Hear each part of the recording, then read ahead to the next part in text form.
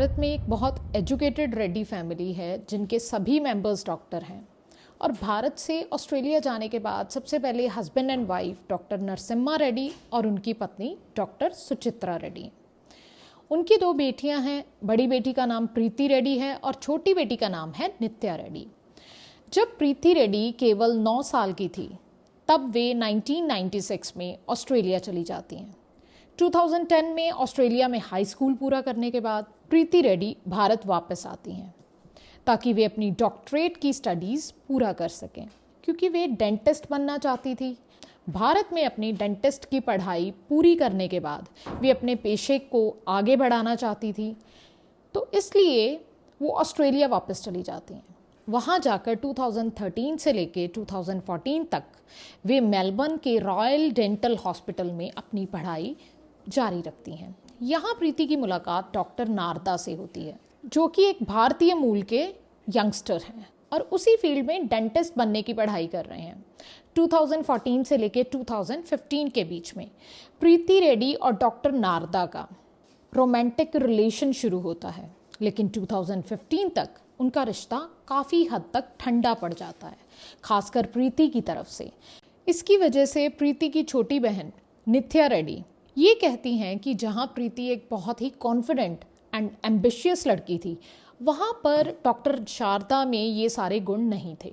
वे बहुत ही emotional level से कमज़ोर इंसान थे, सेल्फ सेंटर्ड थे, ज़्यादा शांत भी रहते थे, लेकिन हमेशा प्रीति के साथ रहना चाहते थे। लेकिन करीब 1.5 साल तक उनका रिश्ता चलता रहा, क्योंकि डॉक्टर प्रीति रेड्डी अपने पेरेंट्स के साथ सिडनी में उनके घर में रहती थी। जब डॉक्टर नारदा टैमवर्थ एरिया में काम कर रहे थे तब उन्होंने वहीं पर ही अपनी रेजिडेंशियल प्लेस को बनाए रखा, मतलब वो वहीं पर रहते रहे।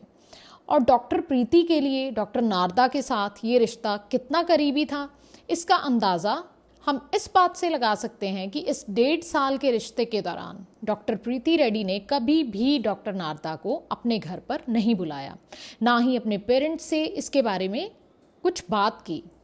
इसलिए ये बड़ा ही क्लियर था कि डॉक्टर प्रीति के लिए डॉक्टर नारदा के साथ जो रिश्ता था वो लंबे समय का रिश्ता नहीं था। अब आता है नवंबर 2018। डॉक्टर प्रीति रेड्डी के जीवन में एक और व्यक्ति आता है, लेकिन ये व्यक्ति मेलबर्न में रहता है। डॉक्टर प्रीति को लगता है कि वे उनके लिए सही व्यक्ति हो सकता है। जहां डॉक्टर नारदा के साथ 1.5 साल का रिश्ता था, लेकिन इसके बावजूद भी प्रीति इस रिश्ते के लिए पूरी तरह से कमिटेड नहीं थी। दूसरी ओर मेलबर्न के इस यंगस्टर के साथ कुछ ही समय में प्रीति का इस इंसान में इंटरेस्ट इतना बढ़ जाता है कि वे मेलबर्न जाने की तैयारी करती है। डॉक्टर नारदा को जल्दी ही इस बारे में पता चल जाता है और फरवरी 2019 में डॉक्टर नारदा अपने साथी एक और डॉक्टर को बताते हैं कि मैं प्रीति से बहुत ज़्यादा प्यार करता हूँ, लेकिन अब प्रीति किसी और से शादी करने जा रही है। अब आता है 1 मार्च 2019। इस दिन international academy of advanced dentistry की एक बहुत बड़ी कॉन्फ्रेंस होती है, जिसमें इस फील्ड के बहुत बड़े डेंटिस्ट हिस्सा लेते हैं। इस 2 दिन की कॉन्फ्रेंस के दौरान डॉक्टर प्रीति और उनके कुछ और डॉक्टर दोस्त होटल के अलग अलग कमरे बुक करते हैं, लेकिन डॉक्टर नारदा का अपना अलग कमरा होता है। ये कॉन्फ्रेंस 2 मार्च 2019 को एंड हो जाता है और शाम 6:14 पर उसी होटल की बालकनी में, जहां डॉक्टर प्रीति रेड्डी और कई अन्य डॉक्टर्स ठहरे हुए थे, एक सीसीटीवी कैमरे में डॉक्टर प्रीति रेड्डी और डॉक्टर नारदा कुछ बाकी डॉक्टर्स के साथ लिफ्ट में चढ़ते हुए दिखाई देते हैं। होटल की पार्किंग में एक सीसीटीवी कैमरा एक और चीज़ कैप्चर करता है कि ठीक इसी समय डॉक्टर प्रीति रेड्डी अपनी कार को पार्किंग में पार्क करती है और पैसेंजर सीट पर एक व्यक्ति बैठा है। ये इंसान और कोई नहीं बल्कि डॉक्टर नारदा है। रात 8:32 पर वही कार जिसे डॉक्टर प्रीति रेड्डी चला रही हैं और डॉक्टर नारदा पैसेंजर सीट पर बैठे हुए हैं, अलेक्जेंडर स्ट्रीट के क्रोज नेस्ट में एंटर करती है।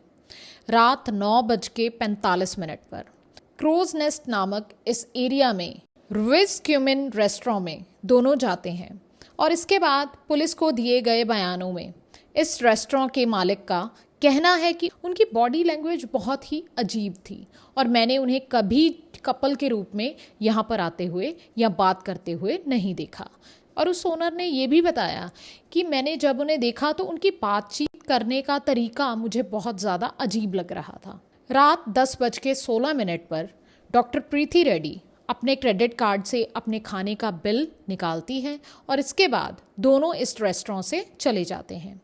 रात 10:32 पर दोनों अपनी कार के पास जाते हैं और रुकते हैं। और यहाँ एक बहुत अजीब बात होती है कि 2 घंटे तक दोनों कार के पास खड़े होकर बात करते हैं। रात 12:32 पर डॉक्टर प्रीति रेड्डी ड्राइवर सीट पर बैठती हैं और डॉक्टर नारदा पैसेंजर सीट पर बैठते हैं और ये कार अपनी अगली जर्नी के लिए निकल पड़ती है। और इसके बाद थोड़ा आगे ये कार फिर से सड़क के एक तरफ पार्क की जाती है। जब दोनों इस कार में पूरा 1 आवर और 53 मिनट्स तक बैठकर एक दूसरे से बात करते हैं और 1 आवर 53 मिनट के बाद डॉक्टर प्रीति रेड्डी कार से उतरती हैं और जॉर्ज स्ट्रीट की ओर पैदल चलती हैं। वहाँ से वो 2 पानी की बॉटल्स लेती हैं और वापस कार में आकर बैठ जाती हैं। और इसके बाद ये कार आगे की ओर बढ़ जाती है और इस कार का डेस्टिनेशन होता है 88 मार्केट स्ट्रीट का स्विस होटल। और इस होटल में डॉक्टर नारदा ने अपने लिए एक कमरा बुक किया है। दोनों रिसेप्शन पर पहुंचते हैं दोपहर 2:46 पर, जहां सीसीटीवी कैमरे उन्हें फिर से कैप्चर करते हैं। डॉक्टर नारदा रजिस्ट्रेशन फॉर्म पर अपना नाम लिखते हैं, लेकिन प्रीति रेड्डी का नाम उसमें मेंशन नहीं होता। ये अजीब है कि इसके बाद दोनों होटल के कमरे में एंटर करते हैं। सीसीटीवी कैमरास के अनुसार 3:06 पर डॉक्टर नारदा और प्रीति रेड्डी अपने होटल के कमरे में एंटर करते हैं और ये आखिरी बार था जब किसी ने प्रीति रेड्डी को जिंदा देखा था।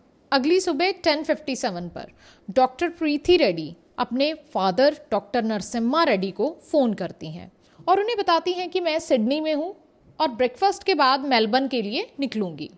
रात 11:06 पर डॉक्टर प्रीति रेड्डी अपने बॉयफ्रेंड को फ़ोन करती है और वो अपने बॉयफ्रेंड को भी ये बताती हैं कि वो अपने दोस्तों के साथ एक होटल में रुकी हुई हैं और अगली मॉर्निंग ब्रेकफास्ट के बाद मेलबर्न वापस जा रही हैं।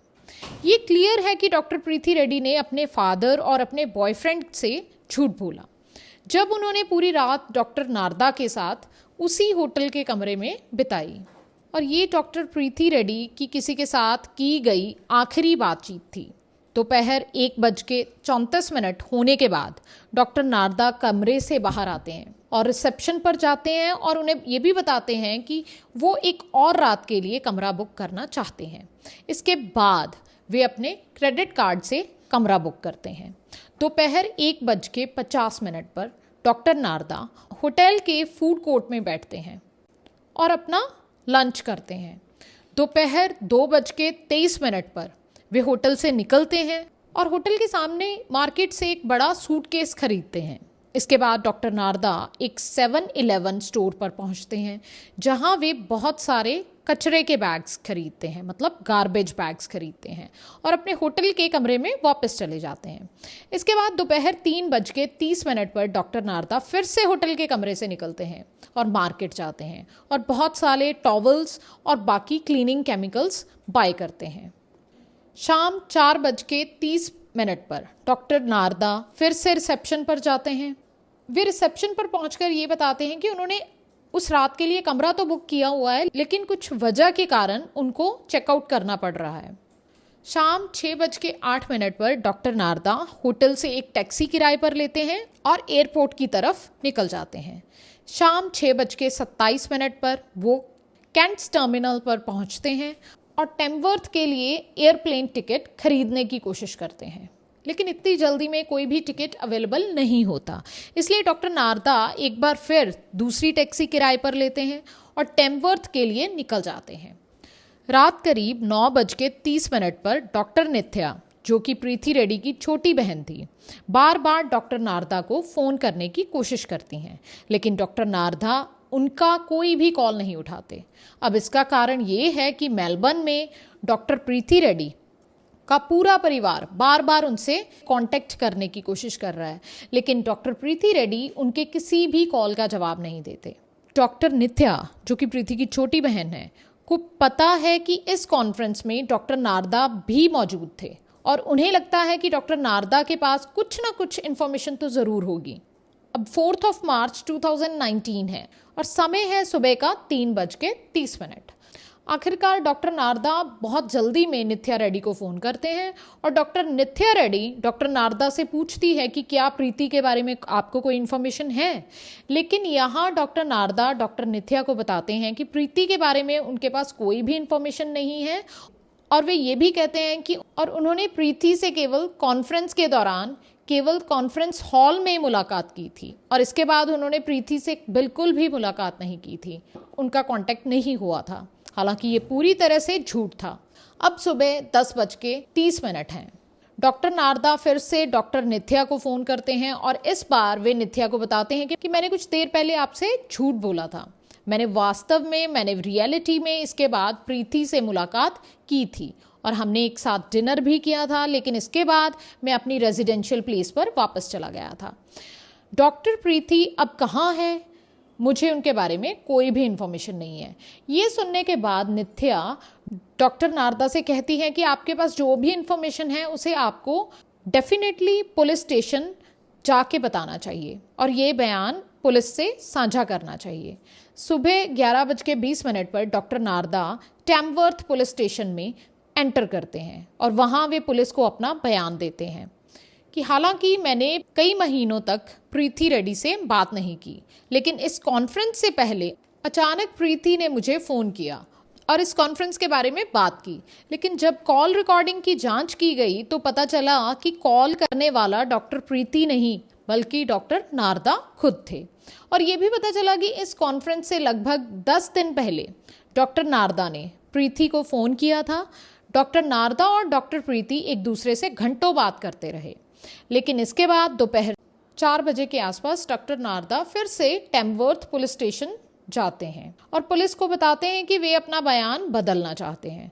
2 बार डॉक्टर नारदा का बयान कांस्टेबल ब्लैकवेल द्वारा लिखा जाता है। कांस्टेबल ब्लैकवेल कहते हैं कि जब डॉक्टर नारदा पुलिस स्टेशन में अपना बयान लिखवाने आए थे तो वे बहुत ही घबराए हुए थे और उनकी बॉडी लैंग्वेज बिल्कुल भी कंफर्टेबल नहीं थी और दोनों बार उनके बयान एक दूसरे से मेल नहीं खा रहे थे। अब रात 9:43 पर डॉक्टर नारदा अपनी कार को टैमवर्थ से साउथ की ओर ले जाते हैं। इस समय डॉक्टर नारदा अपनी कार बहुत तेज़ स्पीड से चलाते हैं। कुछ देर तक ड्राइव करने के बाद डॉक्टर नारदा अपनी कार को सड़क के ऑपोजिट डायरेक्शन से ले जाते हैं और एक ट्रक से टकरा जाते हैं। इस एक्सीडेंट में डॉक्टर नारदा की मौके पर ही मौत हो जाती है। पुलिस वहां पहुंचती है और उन्हें डॉक्टर नारदा की कार में डिग्गी में एक सूटकेस मिलता है और इस सूटकेस में डॉक्टर प्रीति रेड्डी मिलती हैं, लेकिन वे जीवित नहीं हैं। 7 मार्च 2019 को डॉक्टर प्रीति रेड्डी का पोस्टमार्टम डॉक्टर पकौरनी द्वारा किया जाता है। डॉक्टर प्रीति रेड्डी की मृत्यु उनके सिर पर एक बहुत ज़्यादा ज़ोरदार अटैक की वजह से होती है। उनकी गर्दन और पेट पर बहुत सारे चाकू की चोटों के निशान होते हैं। इसके तुरंत बाद पुलिस उस होटल में पहुंचती है जहां डॉक्टर नारदा और प्रीति रेड्डी सिर्फ एक रात पहले रुके थे। इस होटल के वॉशरूम में डॉक्टर प्रीति रेड्डी का खून कई जगहों पर मिलता है। सीसीटीवी कैमरों की जांच करने के बाद पुलिस के लिए ये क्लियर हो जाता है कि 2 मार्च 2019 को या 3 मार्च को दोपहर लगभग 3:06 के बाद कभी बाहर नहीं गई और उनकी आखिरी बातचीत अपने बॉयफ्रेंड के साथ रात लगभग 11:06 पर हुई थी। फॉरेंसिक एक्सपर्ट्स के अनुसार इसके कुछ मिनट्स बाद उन पर हमला किया गया और उनकी हत्या कर दी गई। क्लियर रूप में ये एक ऐसा मामला है जिसमें एक पर्सन ने, एक इंसान ने किसी की हत्या की है और फिर अपनी जान ले ली। ये एक ऐसा मामला है जिसमें प्रीति रेड्डी का डॉक्टर नारदा के साथ रिश्ता क्लियरली एक जेल जैसा था, लेकिन जब प्रीति रेड्डी पूरी तरह से डॉक्टर नारदा से दूरी बनाना चाहती थी तब डॉक्टर नारदा ने उनका कत्ल कर दिया। लेकिन बड़ी अजीब बात है कि डॉक्टर प्रीति रेड्डी ने डॉक्टर नारदा से फ़ोन पर बहुत देर तक बात की और अपने पेरेंट्स और यहाँ तक कि अपने बॉयफ्रेंड से भी कहा कि उन्होंने डॉक्टर नारदा को छोड़ दिया है। उन्होंने उनसे झूठ बोला। ये एक बहुत ही अजीब मामला है, क्योंकि डॉक्टर प्रीति रेड्डी के ख़त्म होने के साथ ही ये कहानी भी वहीं पर ख़त्म हो गई। लेकिन जो भी था, डॉक्टर प्रीति रेड्डी ने इस सब का खामियाजा अपनी जान देकर चुकाया। ये था आज का केस, जो कि बहुत ही मिस्टीरियस था। और आपसे एक रिक्वेस्ट है कि प्लीज़ आप मेरे चैनल को सब्सक्राइब कीजिए, लाइक कीजिए, शेयर कीजिए और प्लीज़ कमेंट करना मत भूलिएगा। अब मैं आपको मिलूंगी किसी और कहानी के साथ किसी और दिन। तब तक के लिए नमस्कार।